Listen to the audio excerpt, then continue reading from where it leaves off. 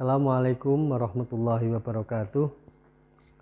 Saudara-saudara, sebelumnya kita membaca Ummul Quran dengan doa semoga semua orang yang telah mendahului kita, apakah itu orang tua kita, sahabat kita, guru kita, saudara kita yang telah mendahului kita, semoga diberikan tempat yang terbaik oleh Allah Subhanahu wa Ta'ala. Dan yang kedua, semoga kalau ada keluarga kita, ada sahabat kita, saudara kita yang lagi sakit, segera disembuhkan oleh Allah Subhanahu wa Ta'ala. Dan yang ketiga, semoga orang tua kita, sahabat kita, saudara kita, dan kita semua yang sehat tetap diberikan kesehatan oleh Allah Subhanahu wa Ta'ala. Saudara-saudara, tadi sudah saya sampaikan bahwa mekanisme yang baik di dalam pengaturan kas itu adalah menggunakan jasa perbankan.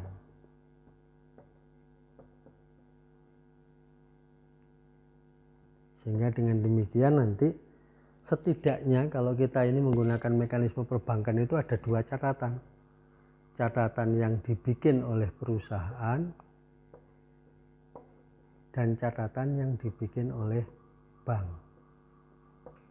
Nah, kalau ada dua catatan begini ini kan memudahkan bagi perusahaan untuk melakukan pengecekan. Nah, rekonsiliasi bank itu dimaksudkan nanti jika pada satu saat terjadi perbedaan, ya, terjadi beda antara perusahaan dengan perbankan, ada beda nilai. Nah, beda nilai ini solusinya di dalam akuntansi adalah dengan menggunakan rekonsiliasi bank.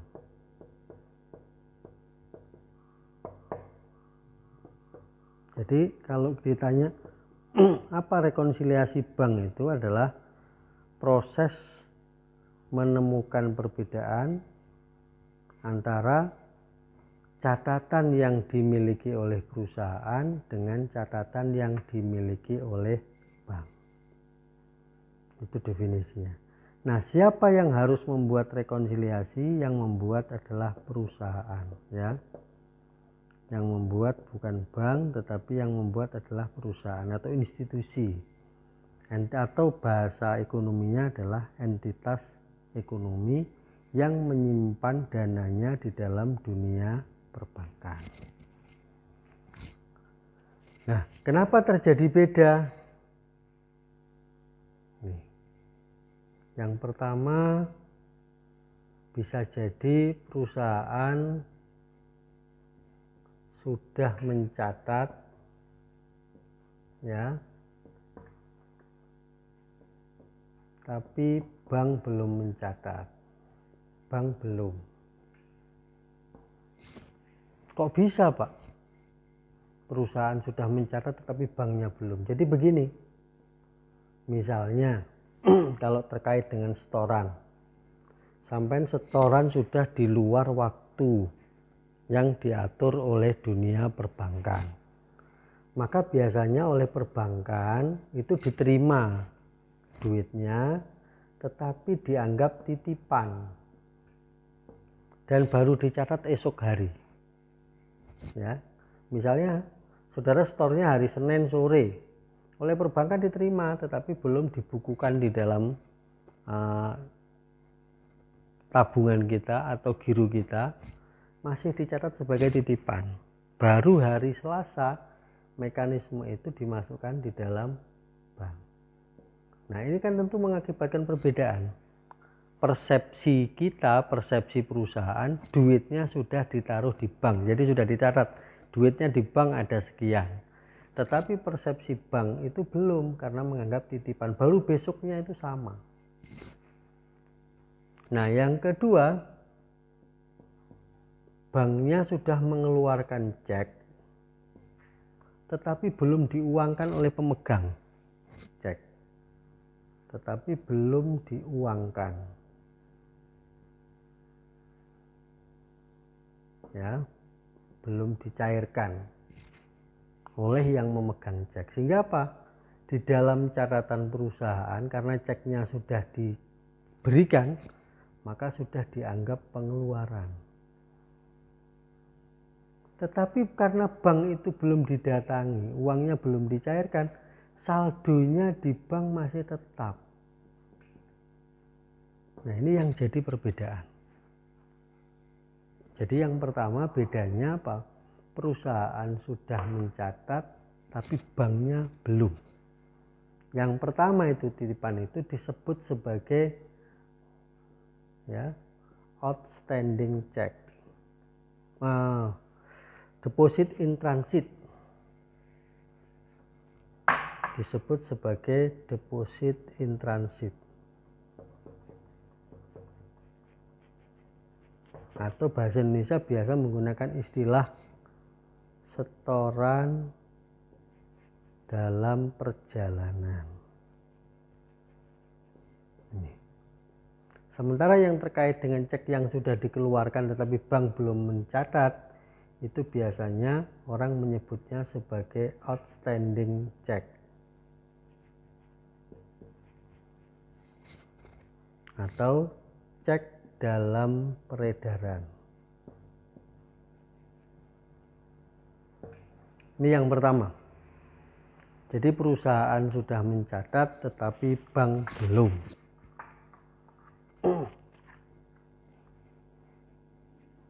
Nah, yang kedua, saya taruh sini ya. Banknya sudah mencatat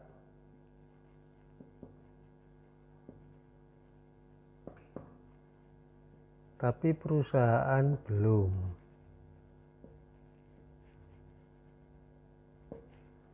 Misalnya apa, Pak? Bank itu kalau ngasih bunga tidak memberitahu sampean secara langsung kecuali sama nyetak. Kemudian yang kedua, bank itu kalau narik biaya administrasi, sampean kalau nyimpan di bank itu kan ada biaya administrasi. Kan tidak setiap saat sampean kemudian ditelepon ini ada biaya administrasi sekian, itu kan tidak. Tetapi oleh perbankan itu langsung dibebankan. Sehingga dengan demikian nanti di bank sudah ada catatannya, sudah mengurangi saldo atau menambah saldo, tetapi di perusahaan belum. Ya. Jadi contohnya adalah tadi pendapatan bunga atau bunga yang diberikan oleh perbankan. Bunga yang diberikan oleh perbankan, atau kalau bank syariah berarti bagi hasil. Nah, yang kedua adalah tadi beban administrasi yang oleh bank dibebankan kepada kita yang menyimpan. Gitu. Kemudian yang ketiga bisa jadi kalau ada penagihan oleh bank. Penagihan oleh bank. Nah, yang ketiga, kesalahan pembukuan. Kalau kesalahan pembukuan itu bisa terjadi di mana-mana. Bisa banknya yang salah, bisa perusahaannya yang salah. Jadi sama-sama kemungkinannya terjadi pada dua tempat. Kalau ini tadi kan si bank perusahaan sudah mencatat, bank belum. Ini bank sudah mencatat, perusahaan belum. Kalau ini kemungkinan terjadi itu bisa di dua-duanya. Jadi kalau yang ini terjadinya berarti pasti yang direkonsiliasi adalah sisi bank. Kalau di sini yang direkonsiliasi adalah sisi perusahaan. Kalau di sini yang direkonsiliasi mana? Tergantung pihak yang salah di dalam melakukan pencatatan.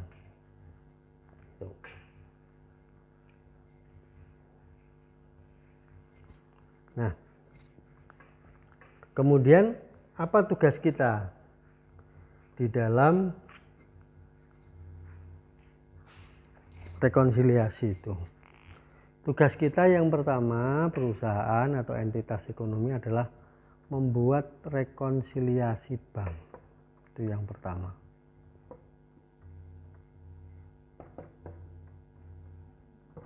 Jadi umumnya bentuknya T begini, kalau mau sederhana.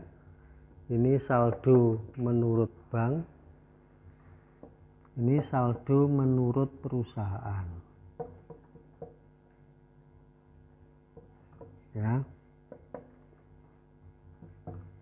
Nah, nanti ditambah dengan unsur-unsur yang biasanya menambah saldo bank. Nanti tambah, kemudian kurang, apa yang menambah, apa yang mengurangi, baru terakhir adalah saldo akhir. Nah, ini nanti jumlahnya harus sama dengan saldo akhir yang di sini. Jadi ini juga begitu. Apa unsur yang menambah, apa unsur yang mengurangi. Misalnya, jumlahnya nanti ini harus sama, saldo akhir. Yang pertama, membuat rekonsiliasi bank tugasnya. Yang kedua, membuat jurnal penyesuaian. Ya.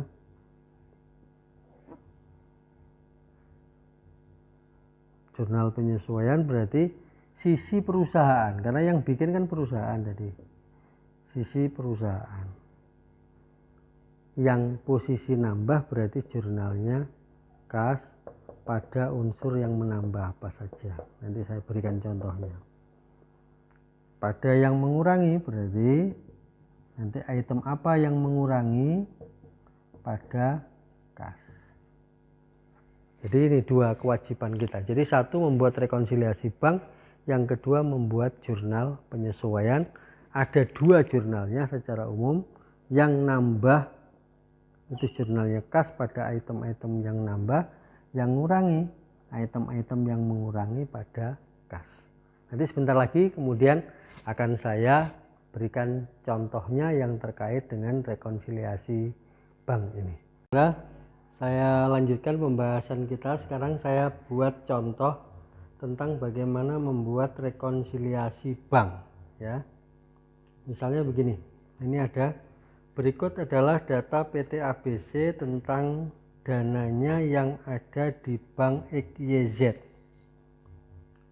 Informasi pertama, saldo tercatat menurut bank 20 juta. Sementara menurut perusahaan 23,5 juta. Nah, berarti ada perbedaan. Nah, kalau informasi di sini tidak ada perbedaan, maka saudara tidak perlu bikin rekonsiliasi bank. Jadi, karena ini ada perbedaan 20 sama 23, berarti ada perbedaan sekitar 3,5 juta. Maka kemudian dilakukan analisa oleh perusahaan. Setelah dilakukan analisa, terdapat beberapa hal yang menyebabkan terjadinya perbedaan. Ya, satu, terdapat deposit in transit 4 juta. Ini yang tadi saya ceritakan tentang setoran dalam perjalanan. Banknya mencatat sebagai titipan, perusahaan sudah mencatat sebagai setoran, sehingga memunculkan perbedaan. Dua, terdapat outstanding check. Cek dalam peredaran, ceknya sudah dikeluarkan oleh perusahaan, tetapi oleh pemegangnya belum dicairkan ke perbankan. Kemudian yang ketiga, ada penagihan piutang oleh bank. Jadi di dalam sistem perdagangan itu ada piutang-piutang yang kadang-kadang penagihannya tidak dilakukan oleh perusahaan, tetapi menggunakan layanan jasa perbankan untuk melakukan penagihan. Jadi misalnya penagihan oleh bank sebesar 1 juta, kemudian yang keempat ada beban administrasi bank sebesar 500.000. Nah, sekarang baru kita masukkan sesuai dengan yang saya gambarkan dalam infografis tadi. Deposit in transit, perusahaan sudah mencatat, bank belum, berarti pengaruhnya ada di bank. Kenapa? Karena perusahaan sudah mencatat tetapi bank belum. Nah, deposit in transit berarti pengaruhnya adalah menambah saldo di bank di sini. berarti di sini saudara tambahkan deposit in transit. Tadi ini 20 juta ya, ini 23,5. Deposit in transit sebesar 4 juta rupiah.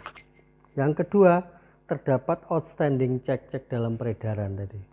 Perusahaan sudah mencatat pengeluaran, bank belum. Berarti di sini mengurangi. Outstanding cek sebesar 2 juta. Berarti saldonya 22 juta rupiah. Penagihan piutang oleh bank 1 juta, berarti duitnya bertambah. Bank sudah mencatat, perusahaan belum. Berarti di sini penagihan oleh bank sebesar 1 juta. Nah, ini soalnya keliru nih, berarti 2,5 juta. Beban administrasi 2,5 juta rupiah ya. Berarti di sini ada beban administrasi bank misalnya, termasuk yang terkait dengan beban penagihan dan lain sebagainya, itu sebesar 2,5 juta. 23 ditambah ini sama dengan 24,5. 24,5 dikurangi 2,5, saldonya menjadi 22 juta. Nah, ini berarti saldo yang benar terhadap uang kita yang ada di perbankan itu sebesar 22 juta rupiah.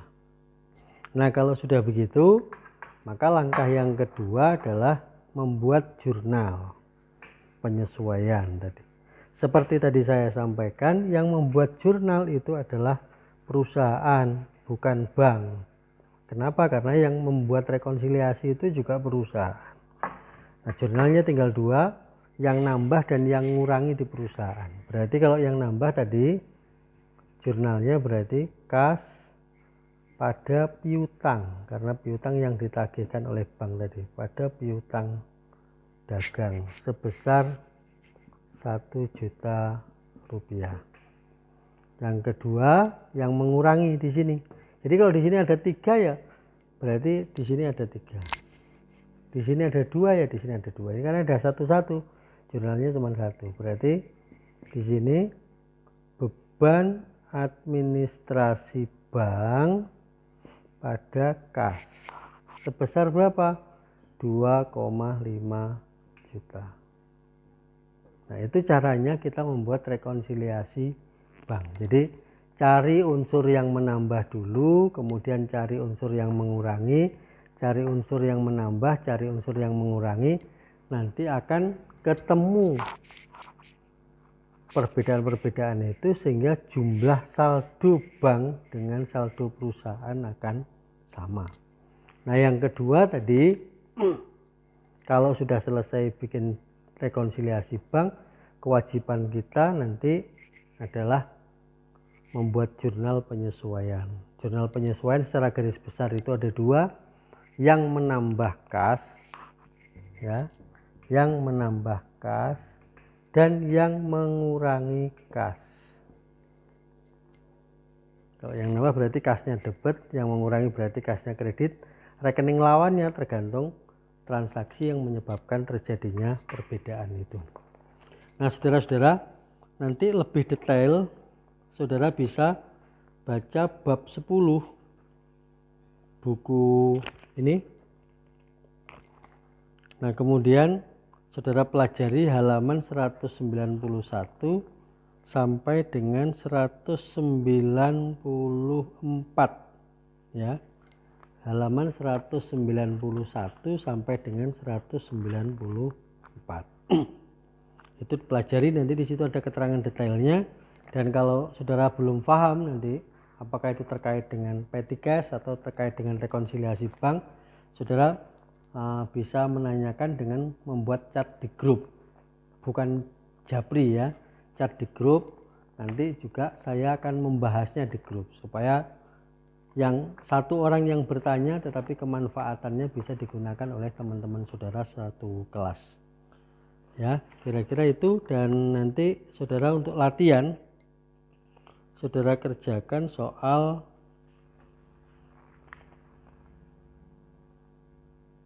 yang terkait dengan rekonsiliasi bank. Ntar saya carikan.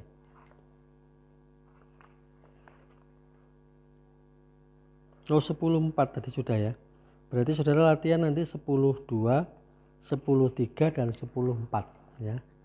10.2, 10.3 dan 10.4 itu ada di halaman 204 dan 205. Saya pikir itu, dan nanti setelah YouTube ini berakhir, saudara tetap berdoa sesuai dengan kebiasaan yang ada di Unisma. Doanya ada doa awal kuliah dan ada doa akhir kuliah. Silakan nanti dimulai secara mandiri doanya baik sebelum maupun sesudah kuliah, dan moga-moga dengan doa yang saudara baca itu nanti menjadikan ilmu kita manfaat barokah fid dini wad dunya wal akhirah. Terima kasih, kurang lebihnya mohon maaf. Wallahul muwaffiq ila aqwamit thoriq. Wassalamualaikum warahmatullahi wabarakatuh.